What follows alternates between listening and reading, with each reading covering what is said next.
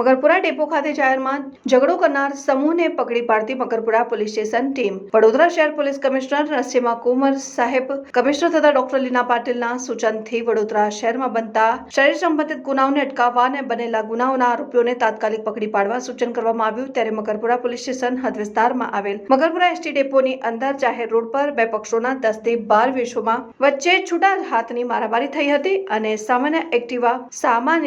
Activa અને bike અથડાવવા બાબતે અંદરોઅંદર ઝપાઝપીના ઝઘડાએ મોટો સ્વરૂપ ધારણ કરી લીધું હતું, જેથી મકરપુરા પોલીસ સ્ટેશન ટીમ સ્થળ ઉપર આવી જાહેરમાં ઝઘડો करनारને પકડી પાડવામાં આવ્યા હતા।